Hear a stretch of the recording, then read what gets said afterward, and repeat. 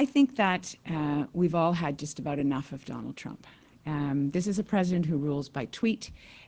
He's a man, he doesn't seem to get that his bluster and his bullying are costing people real jobs in his own country, in Canada, and in Ontario.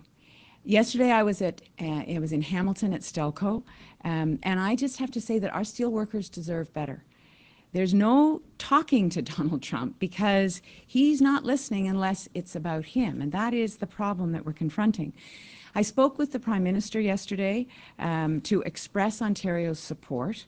You know, this is not the action of an ally or of an economic partner, which in fact the United States should be and has been for so long. But this action is not the action of an ally or an economic partner. So the reality is that our federal government has moved heaven and earth. They've cajoled Trump, they have soothed his ego, they've played to his apparently inexhaustible vanity, and they've tried to find allies in Congress. I applaud their efforts, and I have added to those efforts. I have traveled to the United States multiple times. I have had governors come here. I have met in all with 37 governors. I have met with congresspeople. I've met with senators to make the case about how connected we are and how mutually beneficial our relationship has been. But I really believe that now the time for talk is done. Donald Trump is a bully, and the only way to deal with a bully is to stand up and push back, and we have to do that. That is exactly what we need to do as a country at this moment. So Ontario is urging a swift and a sharp response.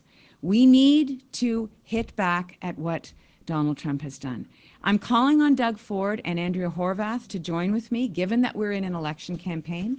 Ontario has to show a united front in calling for the following, and here's what we are calling for. First, we're asking Ottawa to prepare the toughest set of retaliatory measures possible. And second, we're asking Ottawa to join with Ontario with putting together a package to protect, support, and sustain the steelmaking jobs in our province until these ridiculous and unwarranted trade actions are repealed. I did tell the Prime Minister yesterday when I spoke with him that if this were to happen, we would be looking for that kind of support. And so I am calling on Ottawa to work with us to put together that package to support our industry. I have to believe that this ridiculous action, because this is an action that, as I say, will hurt jobs in the United States as well as across Canada and in Ontario. I have to believe that these trade barriers will be repealed, but until that point, we must make it clear that it is unacceptable and it must have a retaliatory action. We have to send a signal to Donald Trump. We have to send a signal that Canada will not be your doormat. Ontario will not be your doormat. We need to push back against this action.